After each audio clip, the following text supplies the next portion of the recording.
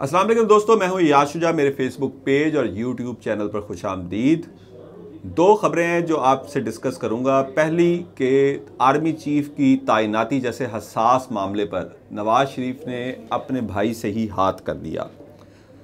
इसहाक डार की बड़ी पुरस्कार एंट्री हुई है इस मामले में, और जबकि दूसरी खबर यह है कि इसहाक डार ने सदर मुमलिकत आरिफ अलवी, मौलाना फजल रहमान और आसिफ जरदारी और बिलावल भुट्टो को नवाज शरीफ का क्या ऐसा ख़ास पैगाम पहुंचाया है। ये वो खबरें हैं जो आपसे डिस्कस करनी हैं, लेकिन उससे पहले कुछ और छोटी छोटी खबरें हैं वो डिस्कस कर लूँ कि आज हामिद मीर साहब ने रोज़नामा जंग में एक कॉलम लिखा है घड़ी के हवाले से। हामिद मीर साहब की बड़ी इज़्ज़त है, सीनियर सहाफ़ी हैं, सीनियर एंकर पर्सन हैं, लेकिन उसमें आज मुझे थोड़ी सी खुद नुमाई नज़र आई कि उन्होंने उसामा बिन लादेन के साथ अपने जो उनके राब्ते हुए उसके हवाले से बताया, इंटरव्यू के हवाले से बताया। फिर उसमें थोड़ा सा आगे जाके ये जिक्र किया कि उनको उन्होंने तोहफ़तन अपनी एक घड़ी भेजी, वो घड़ी उनकी पास रही। उसके बाद उसको एक यूरोपीय मुल्क के अजायब घर की जानिब से बार बार उनको भारी ऑफ़र्स होती रहीं कि ये घड़ी हमें आप फ़रोख्त कर दें, और उन्होंने कहा ये मेरे मुल्क की इक़्तिदार इसकी इजाज़त देती है। और उसके बाद उन्होंने इस पर ला के तनकीद की कि ये घड़ी दुबई की एक बदनामे ज़माना जो बिज़नेसमैन है उसके पास कैसे पहुंची। बिल्कुल इमरान खान से पूछना चाहिए, लेकिन उससे पहले हामिद मीर साहब को साबिक़ वज़ीर-ए-आज़म यूसुफ रज़ा गिलानी से भी पूछना चाहिए कि इमरान खान तो चले ये कह रहा है कि मैंने एक घड़ी तोशाखाना से ख़रीद कर इसको फ़रोख्त कर दिया, जिस पे आप इतना तनकीद और वावेला कर रहे हैं। तो यूसुफ रज़ा गिलानी साहब से भी पूछें कि जो हार रजब तैयब अर्दवान की बीवी ने, कीमती हार सैलाब ज़दगान की मदद के लिए दिया, वो हार आप किस तरह अपने घर ले गए और उसकी कीमत भी आपने तोशाखाना को अदा ना की।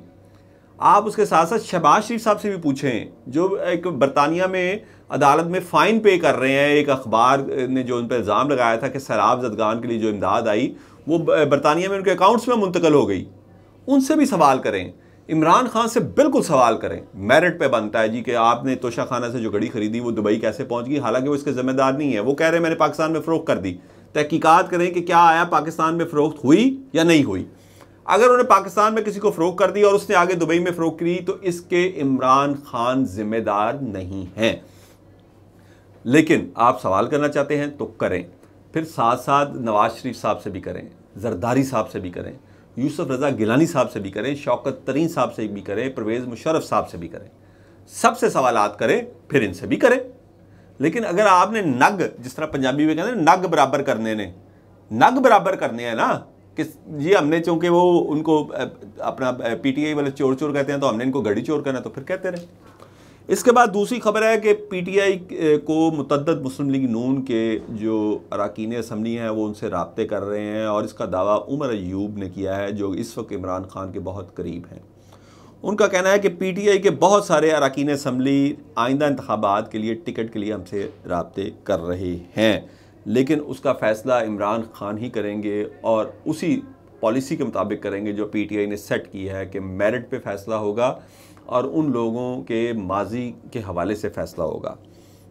इसके साथ साथ स्पीकर कौमी असम्बली राजा परवेज़ अशरफ जो हैं वो मुसलसल रुकावट बने हुए हैं। सदर मुमलिकत डॉक्टर आरिफ अलवी की जानिब से जो जॉइंट सेशन तलब किया जा रहा है दोनों हाउसेस का, यानी कौमी असम्बली और सेनेट का, वो अपने इख्तियारात इस्तेमाल करते हुए उसको नहीं होने दे रहे। इसके साथ साथ आर्मी चीफ की तैनाती के हवाले से इत्तेहादियों में भी बहुत सारे तहफ़्फ़ुज़ात पाए जाते हैं जो वो नून लीग की क़यादत से कर रहे हैं, और लतीफ़ खोसा ने तो ऑन रिकॉर्ड ये एक प्रोग्राम में भी कर दिए थे कि आर्मी चीफ की तैनाती के हवाले से उन्होंने एक क्रिमिनल से मुशावरत के हवाले से इशारा दिया था। तो इससे आप अंदाज़ा लगा सकते हैं कि ये कितनी अहम तैनाती है, और इस पर इत्तेहादी और PMLN की हुकूमत ऑन बोर्ड नहीं है।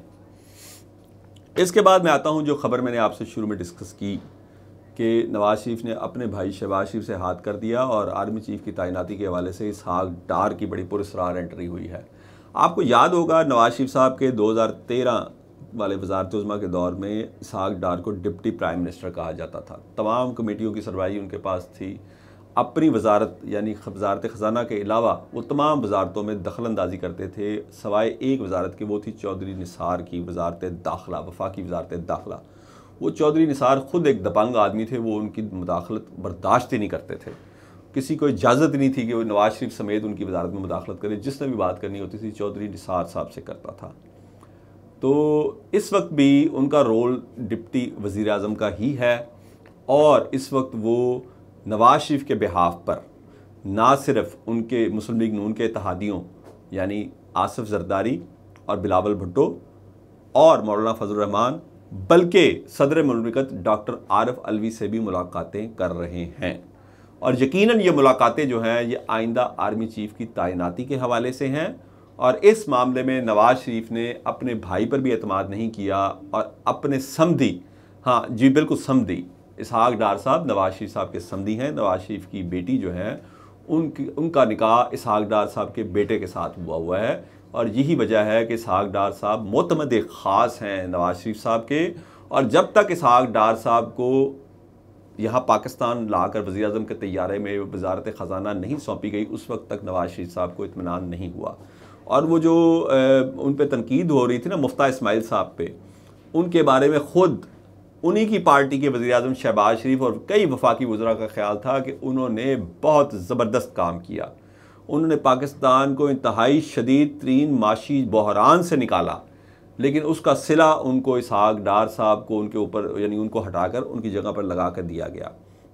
और आपको याद होगा वो मीटिंग जिसमें नवाज शरीफ साहब ने बड़ी खुल के तनकीद की थी मुफ्ता इस्माइल पे। फिर आपको वो ऑडियो लीक भी याद होगी शहबाज शरीफ साहब की, जिसमें मरियम नवाज साहिबा जो हैं वो अपना खुल के एतराज़ कर रही हैं मुफ्ता इस्माइल और उनकी उस पर, क्योंकि उनकी जो बहन का जो ससुर था उसको लगवाना था। तो ये ताल्लुक़ है इसहाक डार साहब का नवाज शरीफ साहब के साथ, जिसकी वजह से उनको ना सिर्फ वज़ीर आज़म के ही तैयारे, शाहिद खान अब्बासी साहब के तैयारे पे ये गए थे 2013 से 18 तक जो मुस्लिम लीग नून की हुकूमत थी, और इन्होंने शर्त रखी थी मुझे इधर से निकालें जब केसेस शुरू हुए थे शरीफ फैमिली के ख़िलाफ़, और जब बात इन पर आनी शुरू हुई थी।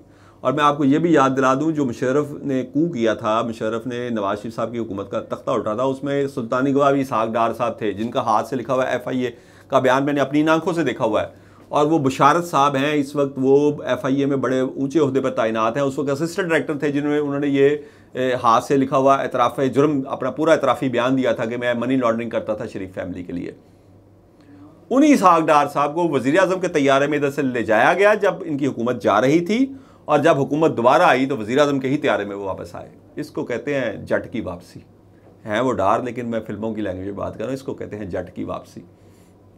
तो इसहाक डार साहब की कल बड़ी अहम मुलाकातें हुई हैं। उन्होंने जरदारी साहब से और बिलावल भुट्टो से मुलाकात की, मौजूदा सियासी सूरत हाल पर गुफ्तगू हुई, इमरान खान के लॉन्ग मार्च के हवाले से मुशावरत की, और फिर एक बहुत ही अहम तैनाती के हवाले से नवाज शरीफ साहब का पैगाम उन तक पहुँचाया है, जिस पर उन्होंने सोच विचार करके जवाब देने का वादा दिया। यही पैगाम उन्होंने मौलाना फजल रहमान साहब को भी पहुँचाया है, और उनसे भी बात की है इमरान खान के लॉन्ग मार्च और मौजूदा सियासी सूरत हाल पर। उसके बाद वो आज मिले हैं सदर मुमलिकत डॉक्टर आरिफ अलवी से, और उनसे भी मुलाकात में मौजूदा मुल्क की सियासी सूरत हाल और अहम तैनाती के हवाले से ही बातचीत हुई है। तो इससे आप अंदाज़ा लगा सकते हैं कि गेम ऑफ थ्रोन्स यानी तख्त की जंग में सगा भाई भी आपका सगा नहीं होता। नवाज शरीफ ने इस अहम तरीन तैनाती के हवाले से तमाम मामलात अपने हाथ में ले लिए हैं। 4-5 दिन वो कौन सा पैगाम था जो शहबाज शरीफ को नहीं दे सके, जो आखिरकार इसहाक डार को आगे जाके देना पड़ा। ये बहुत बुरा इंप्रेशन गया है मुस्लिम लीग नून की जानिब से उनके इत्तेहादियों पर कि वज़ीर आज़म जो है वो बिल्कुल इर्रेलेवेंट है, और एक सेनेटर जो कि मुंतखब भी नहीं है अवाम का, जिसको आपने सेनेट से मुंतखब करवाया है, जिसने हलफ भी अब आके उठाया है, उसको आप आगे करके तो अपना पैगाम पहुंचा रहे हैं। इसका मतलब है कि आपको अपने भाई पे एतमाद नहीं है। यही एतमाद जब नवाज शरीफ को वज़ारत उज़्मा से हटाया गया था अदालत की जानिब से, सुप्रीम कोर्ट की जानिब से पानामा केस में, उस वक्त भी हमने देखा कि इस एतमाद की कमी थी कि जब तमाम शुरका ने जिनसे मुशावरत की गई पंजाब हाउस में इस्लामाबाद में कि अगला वज़ीर आज़म कौन होगा, उन्होंने शहबाज शरीफ का नाम दिया था, तो आपने शाहिद खान अब्बासी को वज़ीर आज़म बना दिया था। आपने अपने सगे भाई को वज़ारत उज़्मा के ओहदे पर नहीं बिठाया। अब भी ये शहबाज शरीफ को आप नहीं लेके आए, ये वो मुक़्तदर क़ुव्वतें लेके आई हैं मेरे इत्तला के मुताबिक, मेरे ज़राए के मुताबिक, जो बार बार ये इंदिया दे चुकी हैं कि शरीफ बरादरान में अगर उनकी किसी से बातचीत चल सकती है या वो किसी के साथ अगर काम कर सकते हैं तो वो शहबाज शरीफ हैं। क्योंकि नवाज शरीफ साहब तो हर बार अपने ही लगाए हुए आर्मी चीफ के साथ लड़ झगड़ कर अपनी हुकूमत का खात्मा कर बैठते थे। तो इससे आप अंदाज़ा लगा सकते हैं कि शहबाज शरीफ पर नवाज शरीफ का वो एतमाद नहीं है जो इसहाक डार साहब पे है। इसीलिए नवाज शरीफ का अहम तरीन पैगाम साबिक सदर आसिफ जरदारी और बिलावल भुट्टो को और PDM के सदर सरबराह मौलाना फजल रहमान को और सदर मुमलिकत डॉक्टर आरिफ अलवी को इसहाक डार पहुंचा रहे हैं। इस हवाले से इस पैगाम का क्या जवाब देंगे आसिफ जरदारी और बिलावल भुट्टो और मौलाना फजल रहमान और सदर मुमलिकत डॉक्टर आरिफ अलवी, उस हवाले से भी आप तक ज़रूर अपडेट पहुंचाऊंगा। अपने दोस्तों और रिश्तेदारों का ख्याल रखिएगा। अल्लाह हाफ़िज़।